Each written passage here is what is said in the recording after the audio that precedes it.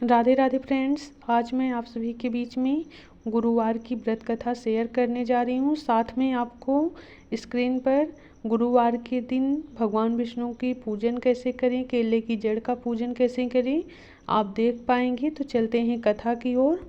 बहुत समय पहले की बात है। भारतवर्ष में एक राजा राज्य करता था। वह अति प्रतापी एवं दानी था। वह प्रतिदिन मंदिर में भगवत दर्शन करने जाता था और गुरु ब्राह्मण की सेवा भी करता था। उसके द्वार से कोई भी याचक निराश नहीं लौटता था। वह प्रत्येक गुरुवार को व्रत रखता और पूजन करता था। वह हर दिन गरीबों की मदद करता था। परंतु यह सब बातें उसकी रानी पसंद न करती थी। वह न किसी को एक पैसा दान के रूप में देती थी और राजा को भी ऐसा करने से रोकती थी। यह उस समय की बात है जब राजा शिकार खेलने वन को चले गए थे। महल में सिर्फ रानी और दासी थी। उसी समय गुरु भगवान साधु का वेश धारण कर राजा के दरवाजे पर भिक्षा मांगने आए। साधु ने रानी से भिक्षा मांगी तो वह कहने लगी, हे साधु महाराज, मैं इस दान पुण्य से तंग आ गई। इस काम के लिए मेरे पति देव ही बहुत हैं। अब आप ऐसा कृपा करें कि ये सारा धन नष्ट हो जाए ताकि मैं आराम से रह सकूं। साधु का वेश धरे भगवान विश्वती करने लगे, हे देवी, तुम बड़ी विचित्र हो। संतान धन से कोई दुखी होता है? सभी इसे चाहते हैं। पापी भी पुत्र और धन की इच्छा करता है। अगर तुम्हारे पास बहुत धन है तो भूखे मनुष्यों को भोजन कराओ, ब्राह्मणों को दान दो, प्याऊ लगवाओ, धर्मशालाएं बनवाओ, कुआं, तालाब, बावड़ी, बाग बगीचे आदि बनवाओ तथा निर्धनों की कुंवारी कन्याओं का विवाह कराओ। साथ ही यज्ञ आदि करो। इस प्रकार कर्मों के आपके कुल का एवं आपका नाम लोक परलोक में प्रसिद्ध होगा एवं तुम्हें स्वर्ग की प्राप्ति होगी। किंतु वह मूर्ख रानी साधु की इन बातों से खुश नहीं हुई। बोली, हे साधु महाराज, मुझे ऐसी संपत्ति की क्या आवश्यकता जो मेरे काम न आए तथा जिसको रखने और संभालने में ही मेरा सारा समय नष्ट हो जाए। साधु ने रानी को समझाने का बहुत प्रयास किया, परंतु रानी अपनी बात पर अडिग रही। तब साधु ने कहा, हे देवी, ये तुम्हारी ऐसी इच्छा है तो मैं जैसा तुम्हें बताता हूँ तुम वैसा ही करना।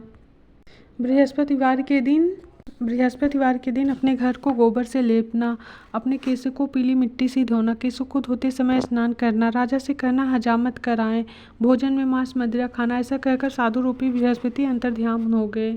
रानी ने साधु के कहे अनुसार भरपेट 7 बृहस्पतिवार को वैसा करने को विचार किया। साधु के बताए अनुसार केवल 3 बृहस्पतिवार बीते ही थी कि उनकी समस्त संपत्ति नष्ट हो गई। कहे अनुसार भरपेट भोजन के लिए दोनों समय परिवार तरसने लगा तथा सांसारिक भोगों से दुखी रहने लगा।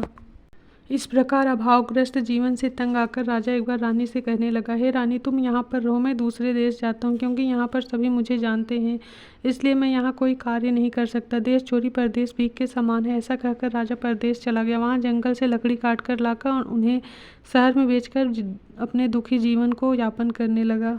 राजा के जाने के पश्चात रानी और दासी उसके बिना दुखी रहने लगी। किसी दिन भोजन मिलता तो किसी दिन जल पीकर रहना पड़ता।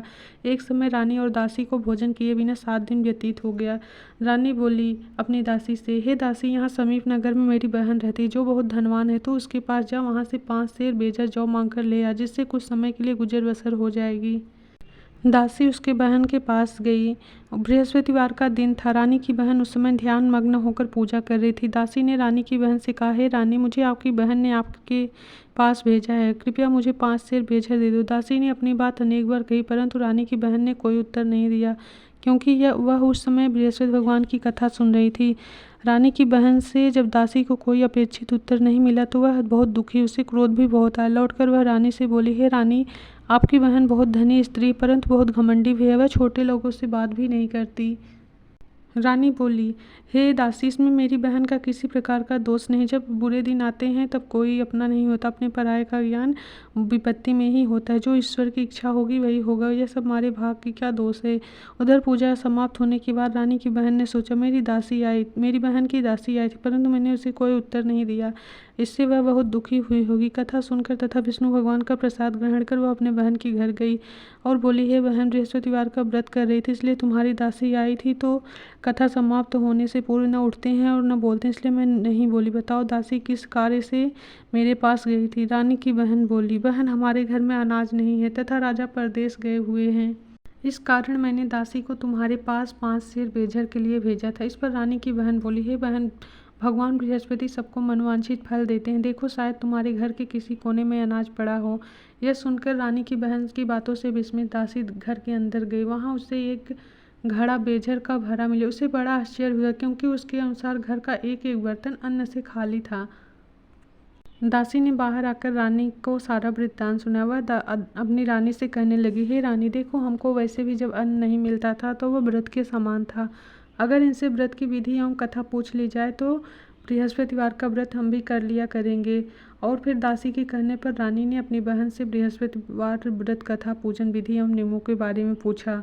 तो उन्होंने बताया, बृहस्पतिवार के दिन चने की दाल और मुनक्का से भगवान विष्णु केले की जड़ का जो पूजन करता है, पीले वस्त्र पहनता है, दीपक जलाता है, पीला भोजन करता है, भगवान उस भक्त पर प्रसन्न होते हैं, धन अन्न पुत्र देते हैं, मनोवांछित मनोकामनाओं को पूर्ण करते हैं।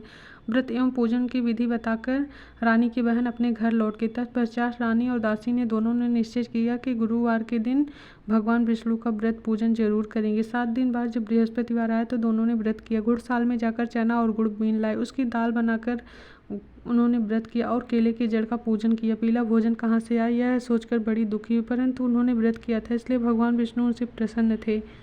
वे एक साधारण व्यक्ति के रूप में आकर दासी को 2 थालियों में भोजन देकर बोले, ये भोजन तुम्हारे लिए और तुम्हारी रानी के लिए है, तुम दोनों इसे ग्रहण करना। दासी भोजन पाकर अति प्रसन्न हुई, बोली, हे रानी जी, भोजन कर लो।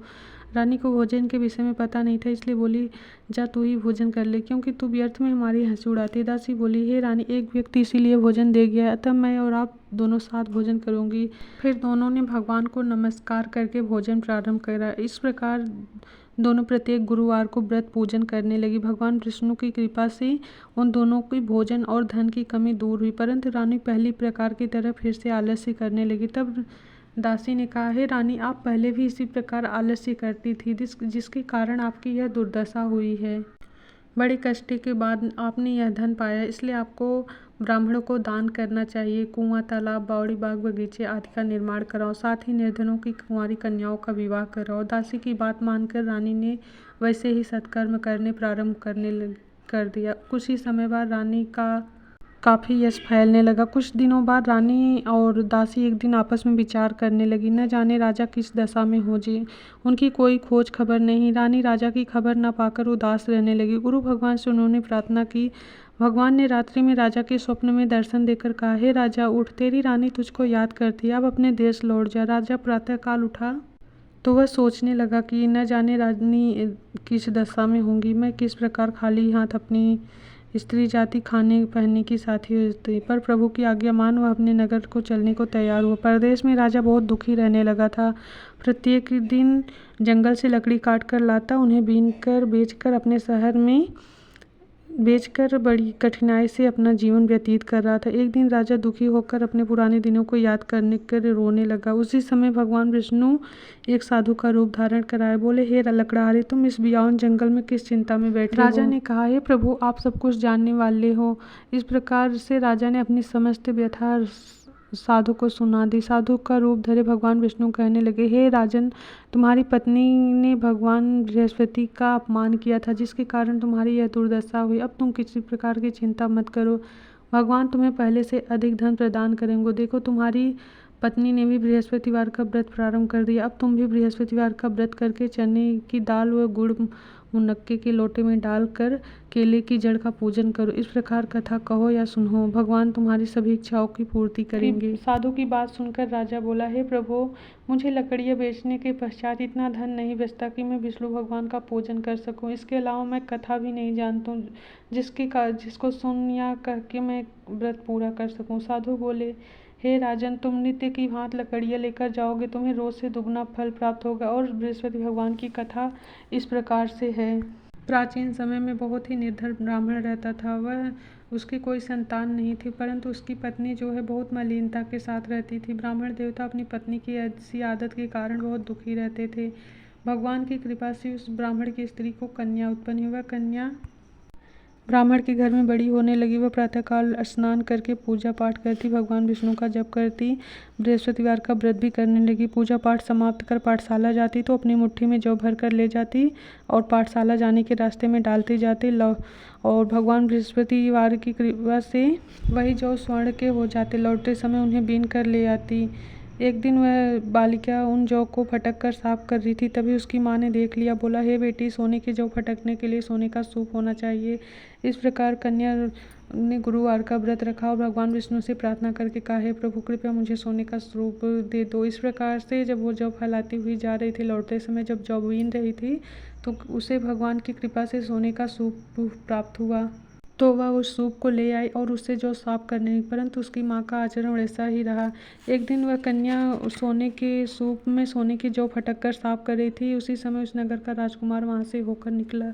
राजकुमार कन्या की इस कार्य को देखकर कन्या पर मोहित हो गया और घर लौटकर अन्न जल त्याग कर उदास होकर लेट गया। जब पिता को अपने पुत्र द्वारा अन्न जल त्यागने का समाचार ज्ञात हुआ तो वह मंत्री के साथ अपने बेटे के पास गए और बोले, पुत्र तुम्हें किस बात का दुख है? किसी ने तुम्हारा अपमान किया है अथवा कोई और कारण है? मुझे बताओ, मैं वही करूँगा जिससे तुम प्रसन्न हो जाओगी। राजकुमार ने अपने पिता की बातें सुनी और बोले, पिताजी मुझे किसी प्रकार का कोई दुख नहीं है, परंतु मैं उस कन्या के साथ विवाह करना चाहता हूँ जो सोने के सूप में सोने के जौ को फटक कर साफ कर रही थी। तो ये सुनकर राजा आश्चर्य में पड़ गया। बोला, राजकुमार तुम ऐसी कन्या का पता लगाओ, मैं तुम्हारा विवाह उसके साथ अवश्य करवा दूंगा। तब राजकुमार ने खुश होकर उस ब्राह्मण कन्या का घर अपने पिता को बतलाया। राजा के आदेश पर मंत्री कन्या के घर गया और कुछ ही दिन बाद राजकुमार के साथ कन्या का विवाह हो गया। घर से कन्या विदा होते ही ब्राह्मण के घर में पहले की तरह निर्धनता वास करने लगी। अब भोजन के लिए अनाज भी बड़ी मुश्किल से मिलता था।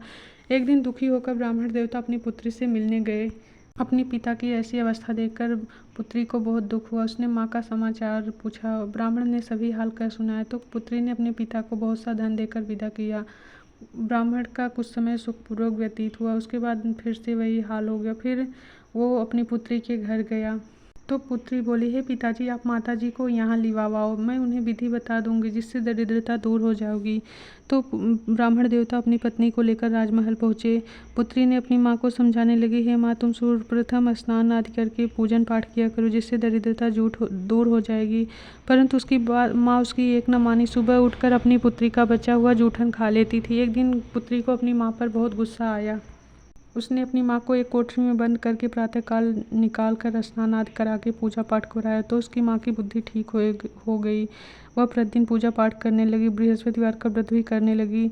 भगवान की कृपा से उसको पुत्र प्राप्त हुआ और सारा सुख भोग कर अंत में मोक्ष की प्राप्ति हुई। ऐसा कथा कहकर साधु देवता वहाँ से अंतर्ध्यान हो गए। जब लकड़हारा बृहस्पतिवार को लकड़ी बेचने गया तो उससे आज और दिनों से अधिक धन प्राप्त हुआ और चने की दाल मुनक्का लाकर विष्णु भगवान का पूजन किया, व्रत किया। अगले बृहस्पतिवार को व्रत करना भूल गया। भगवान विष्णु उससे रुष्ट हो गए। उसी दिन उस नगर के राजा ने विशाल यज्ञ का आयोजन किया। उन्होंने घोषणा करवा दी, समस्त राज्यवासी मेरे यहाँ भोजन करने आएंगे। तो लकड़हारा भी भोजन करने पहुंचा, परंतु विलंब से पहुंचा, इसलिए राजा उसको भोजन करवाने अपने साथ महल में लिवा गए। जब राजा लकड़हारे को भोजन करा रहे थे तो रानी का नवलखा हार टंगा हुआ था, उसे दिखाई नहीं दिया।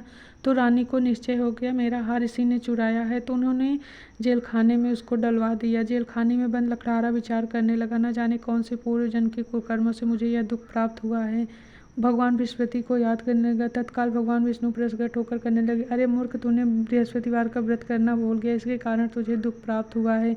अब तू चिंता मत कर, तुझे जेल खाने के दरवाजे पर 4 पैसे पड़े मिलेंगे तो उनका प्रसाद मंगाना और व्रत करना, पूजन करना, तेरे सभी कष्ट दूर हो जाएंगे। तो जेल खाने के दरवाजे पर राजा को पैसा मिला तो उसका प्रसाद मंगाकर कथा कही और प्रसाद बांटा। उसी रात राजा के स्वप्न में दर्शन देकर भगवान विष्णु ने कहा, तूने जिस आदमी को बंद कर रखा है वो राजा है, उसे छोड़ दे, नहीं तो मैं तेरे को नष्ट कर दूंगा। तेरा हार उसी खूंटी पर टंगा हुआ है। तो सुबह राजा उठा, हार खूंटी पर टंगा देखकर लकड़हारे को बुलाकर क्षमा याचना करी और उसे सुंदर वस्त्र आभूषण देकर विदा किया। और भगवान की कृपा से राजा अपने नगर को लौट आया। इस प्रकार भगवान बृहस्पति की कृपा से रानी और राजा की सभी दुखों का नाश हुआ। इस प्रकार कथा जो पढ़ते हैं, सुनते हैं, भगवान बृहस्पति उनकी सारी मनोकामनाओं को पूरी करते हैं। तो वीडियो पसंद आई हो तो लाइक शेयर ज़रूर करिएगा। राधे राधे, जय श्री कृष्णा। फ्रेंड्स, मैं इसमें सारी सामग्री और पूजा कैसे करें सारी विधि आपको बता दी हूँ। राधे राधे।